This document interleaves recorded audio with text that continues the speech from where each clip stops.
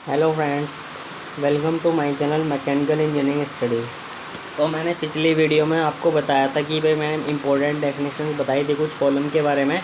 तो आज हम थोड़ा और आगे चलेंगे चैप्टर के अंदर और देखेंगे हमारे जो क्लासिफिकेशंस ऑफ कॉलम्स के बारे में हम जानेंगे।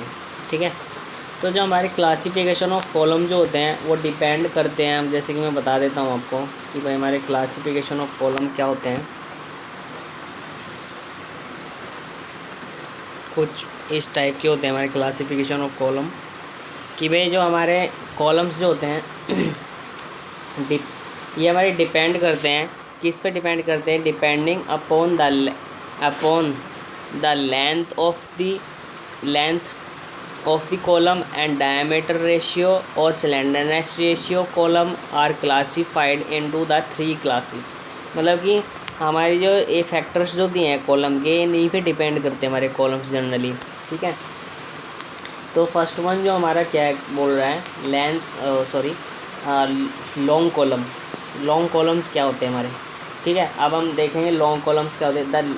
The column having their length is more than 30 times. मतलब कि जो लॉन्ग कॉलम जो होते हैं, having their is a length is more than 30 time to the diameter is slenderness ratio more than 120 और कॉल्ड लॉन्ग कॉलम। मतलब कि इसका कहने का मतलब ये है कि भाई जो हमारे कॉलम्स जो होते हैं उसकी लेंथ जो होगी हमारी डायमीटर के 30 टाइम्स ज़्यादा होगी। सपोज़ अगर मान लो किसी कॉलम का डायमीटर मान लो कि भाई, जैसे कि मैं बताता हूँ आपको कि भाई हमारा कोई भी कॉलम है, सपोज़ उसका डायमीटर मेरे को दिया है 300 mm।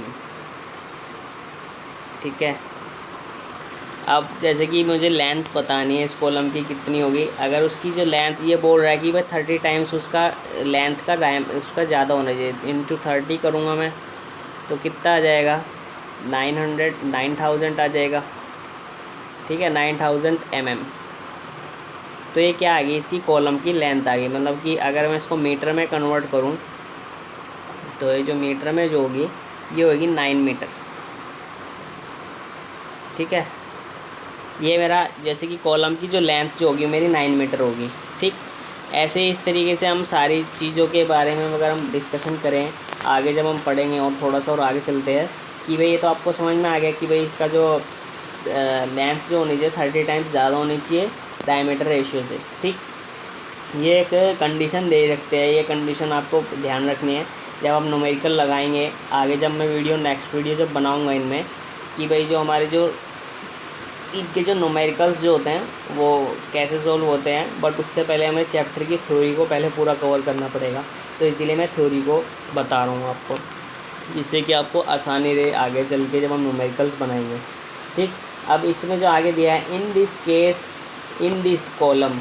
ठीक है। In this column buckling load is less than compare to the direct crushing load. ठीक है। मतलब कि in this case column is buckling load is less than compare to direct crushing load, hence the long columns are design to withstand buckling stresses only. ठीक है। मतलब कहने का मतलब ये है इनका कि भाई जो हमारे जो कॉलम्स जो होते हैं, जो हमारे जो लॉन्ग कॉलम्स जो होते हैं वो हमारे डिज़ाइन किए जाते हैं ओनली फॉर बकलिंग लोड। ठीक। ये हमारे डायरेक्ट क्रशिंग लोड पे फेल नहीं करते हमारे कॉलम, ये हमारे सिर्फ और सिर्फ हमारे बकलिंग लोड से ही फेल करते हैं वाले कॉलम हमारे। ठीक है। ये बात आपको ध्यान रखनी है। अब उसके बाद आता है हमारा इंटरमीडिएट कॉलम। मतलब इंटरमीडिएट जो हमारे बीच के जो कॉलम जो होते हैं, सेकंड नंबर का पॉइंट है। जो इंटरमीडिएट कॉलम जो होते हैं, the column having the length varying from 8 times और देयर डायमीटर टू 30 टाइम्स। मतलब कि जो लेंथ जो होगी कॉलम की वेरी करेगी 8 टाइम्स, और जो उसका डायमीटर वेरी करेगा, जो डायमीटर जो होगा उसका 30 टाइम्स होगा। एंड द ठीक है, the slenderness ratio for varying between 30 to 120। ठीक। ये इसकी कंडीशन दी है, is called as intermediate column या मीडियम कॉलम जिनको हम बोलते हैं।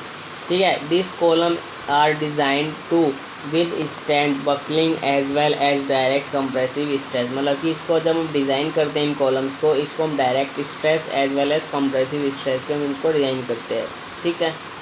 बकलिंग लोड पे भी हम इसको डिज़ाइन कर लेते हैं और डायरेक्ट कंप्रेसिव स्ट्रेसेस पे भी हम इसको डिज़ाइन कर लेते हैं। ठीक। इसके बाद आते हैं हमारे शॉर्ट कॉलम, थर्ड नंबर का पॉइंट है। शॉर्ट कॉलम कि भाई हमारे शॉर्ट कॉलम क्या होते हैं, the column having their length less than 8 times, मतलब कि 8 टाइम उसकी लेंथ से 8 टाइम उसका कम होना चाहिए length, and their is diameter slenderness ratio is less than 32, मतलब कि 32 से उसका सिलेंडरनेस रेशियो कम होना चाहिए, इस कॉल्ड एज शॉर्ट कॉलम्स। ठीक है, this column is design to withstand direct compressive stress only. कहने का मतलब ये है कि भाई जो हमारे कॉलम्स जो ये हमारे शॉर्ट कॉलम जो होते हैं हमारे, ये डिज़ाइन करे जाते हैं सिर्फ और सिर्फ डायरेक्ट कंप्रेसिव स्ट्रेसेस पे। ठीक है, और ये कॉलम हमेशा हमारे क्रशिंग पे फेल होते हैं, और जो लॉन्ग कॉलम जो होते हैं हमारे वो हमारे बकल पे फेल करते हैं, बकलिंग लोड पे हमारे फेल होते हैं। ठीक है, ये बात मैंने आपको पहले भी बता दी थी कि भाई जो हमारे लॉन्ग कॉलम्स जो होते हैं हमारे बकलिंग लोड पे फेल होते हैं, पिछली वीडियो में भी बताई थी, और जो हमारे शॉर्ट कॉलम्स जो होते हैं वो मेरे क्रशिंग लोड पे हमारे फेल करते हैं। ठीक है, तो ये हमारे कॉलम्स के टाइप थी। अब आगे थोड़ा और चलते हैं। अब इसकी कुछ एंड कंडीशंस होती है कॉलम की, वो देख लेते हैं एंड कंडीशन क्या बोल रहा है। ठीक है, अभी जैसे कि आपने डायग्राम देख लिया होगा, इस डायग्राम के अंदर दिखाए गए हैं कि भाई एक मिनट थोड़ा सा ये ऐसा। ठीक है, ये हमारे क्या है and condition of a column. ठीक है, अब जैसे कि ये फर्स्ट वाला जो पॉइंट है ए वाला जो डायग्राम जो दे रखा है, ये फर्स्ट डेफिनेशन फर्स्ट पॉइंट जो दिया है इसका, ये जो फर्स्ट वाला जो डायग्राम है ये मैं बता देता हूँ इस टाइप से। ये वाला ए वाला, ये ए पॉइंट का जो डायग्राम जो है वो क्या बोल रहा है कि भाई जो ये जो बोथ एंड हिंज और पिन जॉइंट, मतलब कि इसके जो दोनों एंड्स जो हैं, ये वाले दोनों एंड्स जो है हमारे क्या है, both end are pin joint, ये हमारे हिंज है। ये वाले एंड जहाँ पे हमारे लोड लगा हुआ है, ये वाला और ये वाला, ये दोनों एंड क्या हमारे पिन जॉइंट है या हमारे हिंज बोल लो, हिंज वाले पोर्शन है। इस केस में हमारी इसकी लेंथ क्या होगी वो हम देखेंगे। इसका जो स्लोप जो होगा वो किस टाइप से होगा, वो लिटरली हमारा डिस्प्लेस कर रहा है।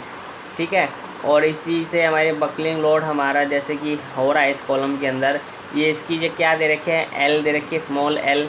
ये हमारी पूरी जो इसकी जो कॉलम की जो लेंथ होती है उसको मैं एल से रिप्रेजेंट किया हुआ है, और इसके बाद जो स्मॉल एल जी जो दी है ये इसकी दी है इफेक्टिव लेंथ। ठीक है, ये होती है हमारी effective length of a column, और ये किसके इक्वल रहेगी, हमेशा एल के इक्वल रहेगी। कॉलम की जो लेंथ होगी वो उसी के इफेक्टिव लेंथ जो होगी कॉलम की लेंथ के इक्वल ही रहेगी। ठीक है, सेकंड जो फिगर जो बोल रहा है, बी पार्ट का जो फिगर जो बोल रहा है, उसमें हमारे क्या लग रहे हैं, दोनों एंड क्या हमारे फिक्स है। ठीक है, दोनों एंड क्या हमारे फिक्स है, बट उसके अंदर जो बकलिंग जो हो रही है, मतलब कि एंड जहाँ पे हमारे दोनों एंड फिक्स है वहाँ पे तो हमारा कोई बकलिंग का चांस ही नहीं, क्योंकि हमारी जो सपोर्ट जो है वहाँ पे क्या हो रहा है, मोमेंट जीरो है, इसलिए वहाँ पे बकल होने के चांस नहीं है। इसलिए क्योंकि जहाँ पे हमारा पॉइंट फिक्स होता है वहाँ पे हमारा क्या होता है, मोमेंट जीरो होता है, इसलिए वहाँ पे हमारा बकल नहीं कर रहा है कॉलम। अब जो इसके बाद जो थोड़ा हम फिक्स पॉइंट से, दोनों फिक्स सपोर्ट से हम थोड़ा सा आगे बढ़ते चले आए, तो वहाँ पे क्या हुआ, बकलिंग होना स्टार्ट हो गया कॉलम के अंदर। तो जो कॉलम की जो लेंथ जो है कैपिटल एल, वो किसके इक्वल हो जाएगी, L/2 के, क्योंकि जो इसका जो बकलिंग जो हो रहा है कॉलम की हाफ लेंथ पे हो रहा है। जो हमारी जो कॉलम का जो टोटल लेंथ जो कैपिटल एल से शो किया हुआ है, और जो इफ़ेक्टिव लेंथ है उसको मैंने स्मॉल एल से शो किया हुआ है, नोटेशन दी है। और जो इसका जो इफ़ेक्टिव लेंथ जो आएगी हमारी कॉलम की निकल के, वो निकल के आएगी L/2 इस केस के लिए, जब हमारे बोथ एंड आर फिक्स होंगे। ठीक है, सेकंड पॉइंट सी पॉइंट जो क्या बोल रहा है, सी पॉइंट का जो डायग्राम जो बोल रहा है वो क्या बोल रहा है कि भाई जो हमारे जो एक पॉइंट तो हमारा पिनिट जॉइंट है या फिर हिंज बोल लो। ठीक है, और दूसरा एंड क्या हमारा फिक्स है। ठीक, अब जैसे कि सब फिक्स पॉइंट से अब हम ऊपर चले, ऊपर की साइड गए, जब हमारे फिक्स पॉइंट था, जैसे कि मैंने यहाँ पे भी बताया था आपको बी वाले डायग्राम में, जहाँ पे हमारा फिक्स पॉइंट होता है वहाँ पे हमारा क्या होता है, मूवमेंट जीरो होता है, तो इसलिए वहाँ पे कुछ भी मूवमेंट नहीं हुआ कॉलम के अंदर।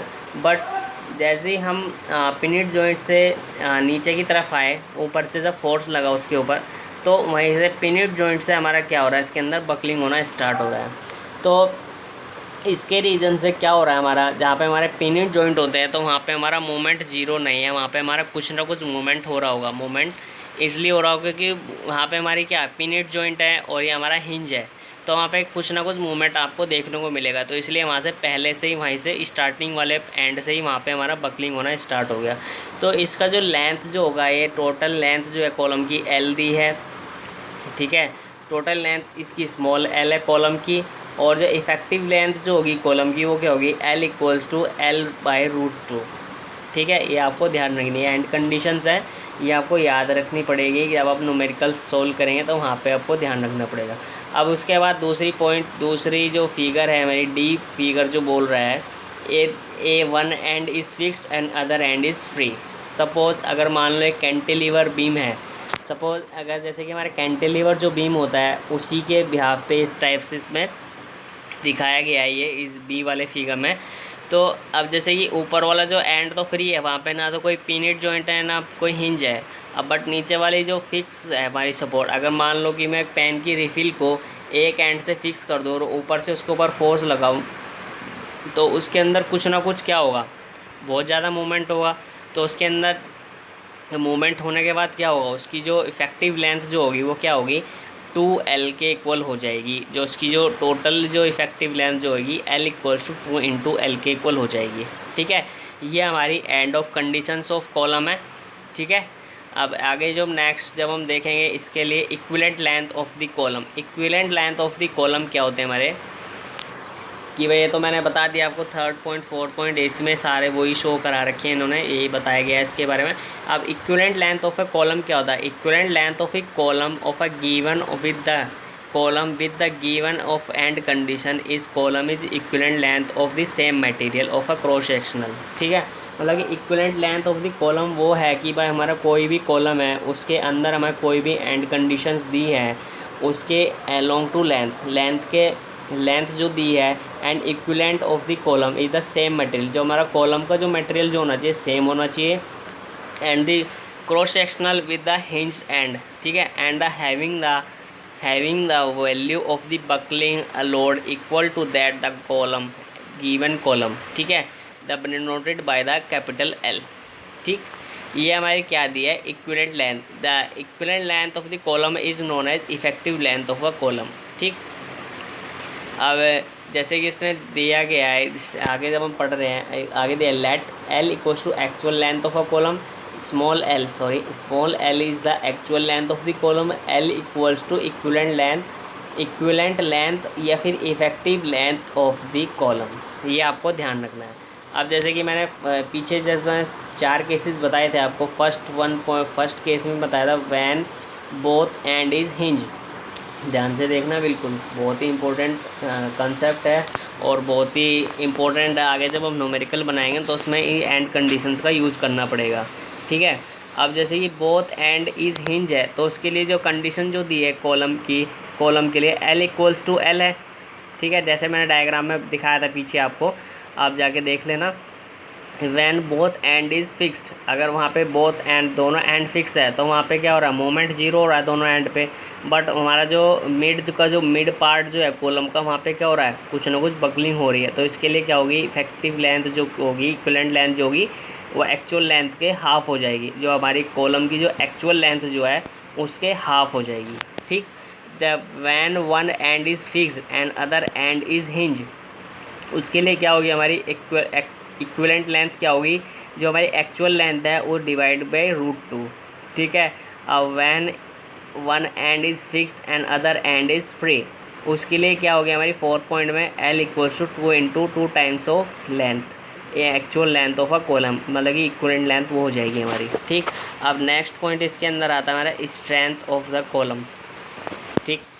स्ट्रेंथ ऑफ अ कॉलम क्या होते हैं, जैसे कि हमारे स्ट्रेंथ पे डिपेंड करना कि हमारे कॉलम के अंदर हमारे कितनी स्ट्रेंथ है, उसके लिए उस पर हम क्या करते हैं। जैसे कि हमारे 3 पॉइंट्स दिए हैं, जैसे कि हमारे फैक्टर्स जो होते हैं फैक्टर डिपेंड कर रहे हैं कॉलम के, and condition of A column, जैसे कि मैंने पीछे बताई थी कि हमारे कंडीशन किस टाइप की, एंड कंडीशन हमारी किस टाइप की है, बोथ एंड आर हिंज, या हमारे फिक्स है, या हमारा one end is free, one end is fix है, ठीक है। और second point, one end is fixed और वन एंड इज़ हिंज, ठीक है। उसके ब्याह पे कोई भी कंडीशन लगा के आप उसकी स्ट्रेंथ को आप कंपेयर कर सकते हैं किसी भी कॉलम के साथ। ये 4 केसेस है, चारों केसेस में अलग अलग एंड कंडीशंस के से लगा के आप कॉलम की स्ट्रेंथ को फाइंड कर सकते हैं। फिर उसके बाद आता है हमारा स्लेंडरनेस रेशियो पे भी डिपेंड करता है, या फिर उसका जो क्रॉस सेक्शनल एरिया हमारा किस टाइप का है उस पर भी हमारा कॉलम डिपेंड करता है कि हमारा क्रॉस सेक्शनल एरिया कैसा है, ठीक है। और सबसे मेन इंपॉर्टेंट फैक्टर हमारा मटेरियल ऑफ द कॉलम, हमारा कॉलम का जो मटेरियल है वो किस टाइप का है, मे बी स्टील है, कास्ट आयरन है, सीमेंट कंक्रीट का है, या फिर हमारा जो भी वट एवर जो भी मटेरियल है उसके बारे में हम देखेंगे। हमारे मटेरियल की, हर एक मटेरियल की अपनी एक स्ट्रेंथ होती है, ठीक है। तो इस वीडियो में इतना ही, और आगे जब हम नेक्स्ट वीडियो जब बनाएंगे उसमें हम कॉलम्स की थ्योरी के बारे में हम डिस्कशन करेंगे और देखेंगे कि भी हमारी जो कॉलम्स जो होते हैं उस पर अलग अलग थ्योरीज दी है, 2 थ्योरी हैं इसके अंदर, और उसके बारे में हम आगे पढ़ेंगे। Thank you for watching guys, और मेरी वीडियो को शेयर करना, लाइक करना और अपने फ्रेंड्स के साथ ज़रूर शेयर करना। Thank you for watching.